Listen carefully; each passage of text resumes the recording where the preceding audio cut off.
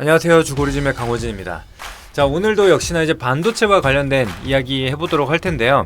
사실 제가 지난번 영상에서 이제 제시해드렸던 게 바로 이제 덕산 하이메탈이라는 종목이었죠. 그래서 이렇게 후발주자로 저는 항상 바닥권에 있는 종목을 좀 제시를 해드리는데, 덕산 하이메탈 굉장히 좀 좋은 흐름을 보여줬습니다.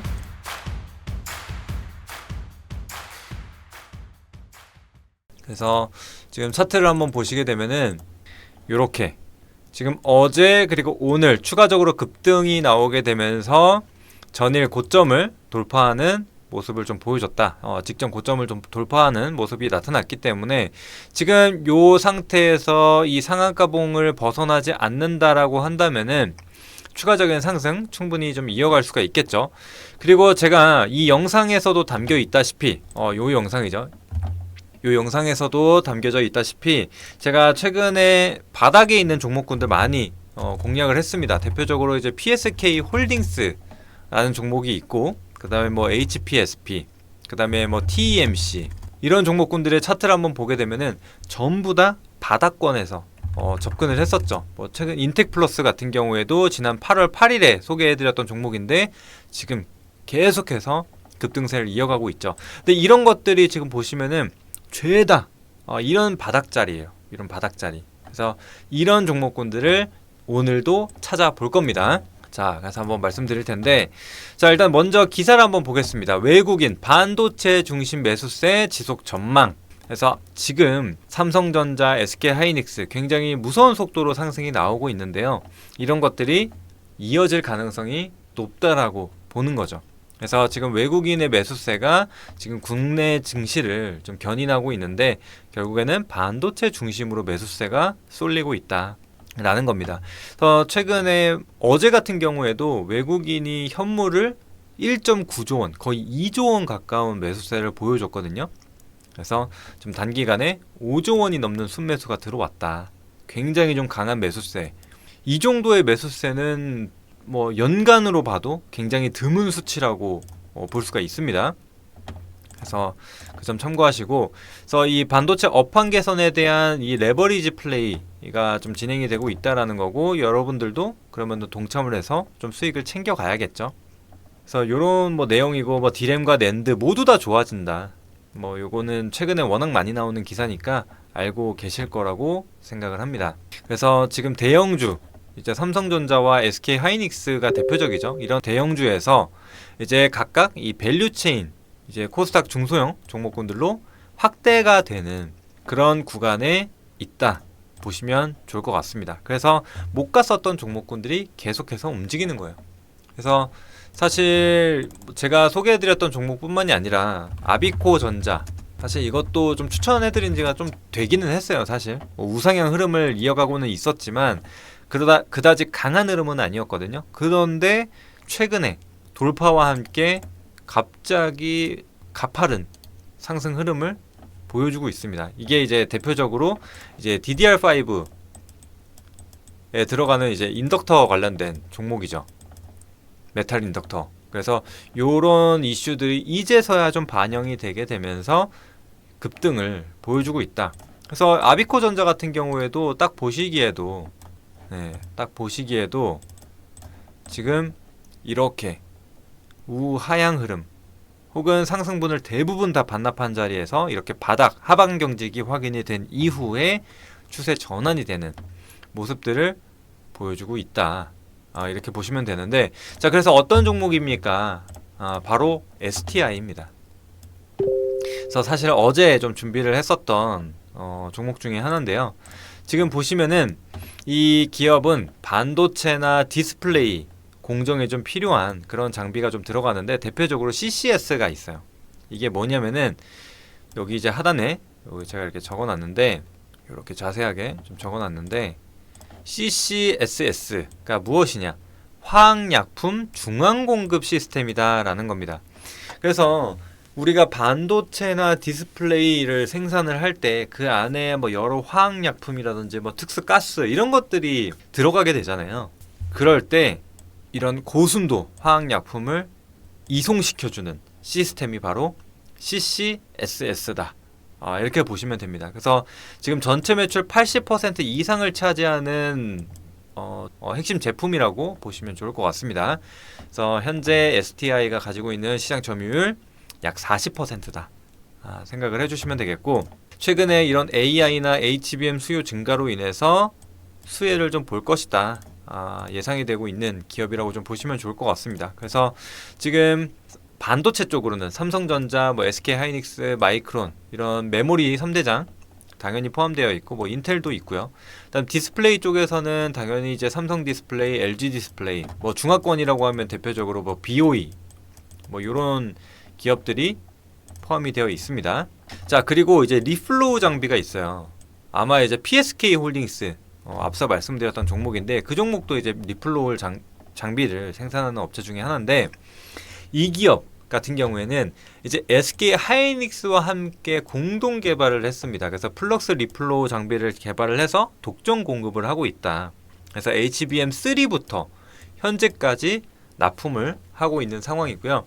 거기에 더해서 이제 매스 리플로우도 같이 개발해서 공급을 하고 있다.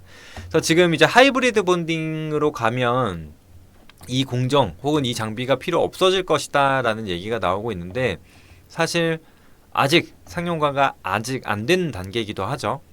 그렇기 때문에 지금 당장 뭔가 교체가 될 상황은 아니기 때문에 꾸준하게 좀 이어질 거라고 좀 보고 있습니다. 그래서 하이브리드 본딩 이전에 8단, 12단, 16단에서는 계속돼서 사용이 될 것이다.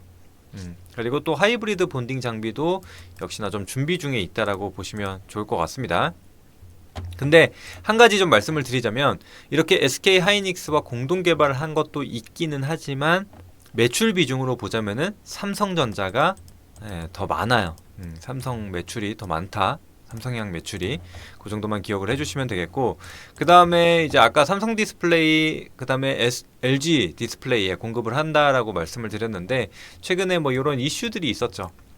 그래서 이 승소를 하게 되면서 중국이, 그러니까 BOE가 미국에 이제 수출을 못하게 되는 그런 상황이 만들어졌죠. 그래서 국내 업체들이 좀 시장 점유율을 확대해 나갈 건데, 아무래도 비중 자체는 삼성 디스플레이랑 LG 디스플레이 쪽이 더 많기 때문에 그러한 수혜를 볼 수 있겠다.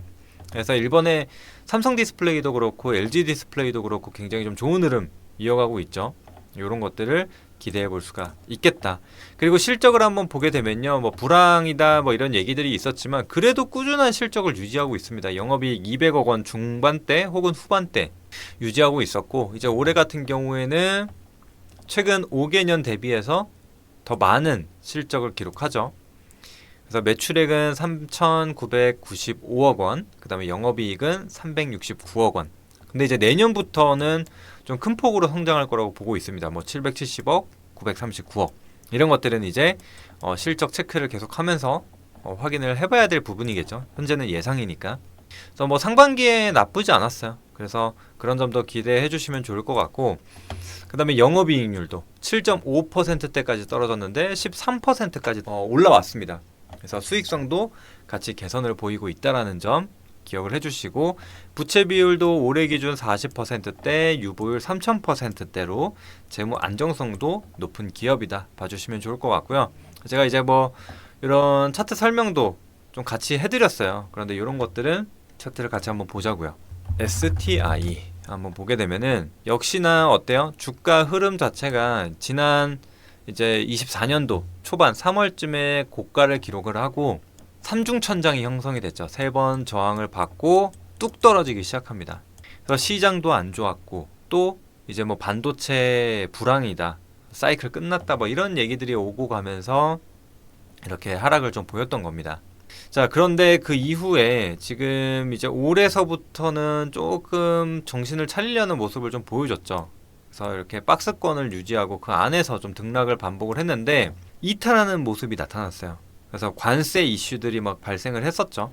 근데 이제 그런 것들을 이겨내고 다시금 턴어라운드 하려는 모습을 보여주고 있습니다. 그래서 일단은 올해 들어서 흐름을 이렇게, 그러니까 추세선을 한번 그어보게 되면은 우하향 채널이 형성이 되죠. 이렇게. 근데 최근 들어서 이렇게 이 우하향 채널을 상향 돌파하는 모습이 확인이 됐습니다. 그래서 추세 전환에 대한 부분을 기대해 볼 수가 있겠다.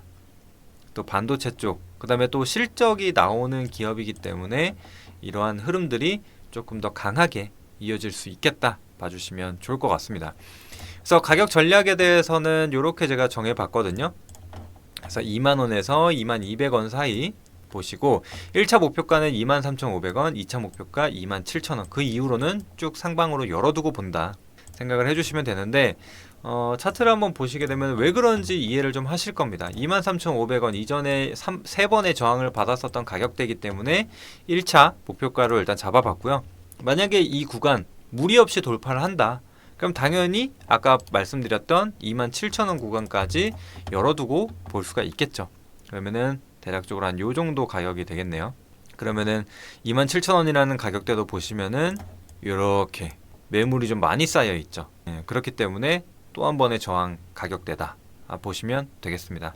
그래서 계속적으로 이렇게 돌파를 확인할 때마다, 그러니까 확인이 계속 될 때마다 우리는 목표가를 상향 조정하면서 끌고 간다라고 봐주시면 되겠습니다. 자, 오늘 이렇게 반도체와 관련돼서 간략하게 알아보고 그 다음에 추가적인 종목에 대해서까지 살펴보는 시간 가져봤습니다. 그래서 최근에 소개해드렸던 종목군들 굉장히 좀 좋은 흐름 이어가고 있으니까요. 뭐 이 종목뿐만이 아니라 바닥에 있는 종목군들 여러분들이 한번 더 찾아보시고 수익 많이 내보시면 좋을 것 같습니다. 자, 오늘 저는 여기서 마무리하도록 하겠고요. 또 다음에 다시 인사드리도록 하겠습니다. 감사합니다.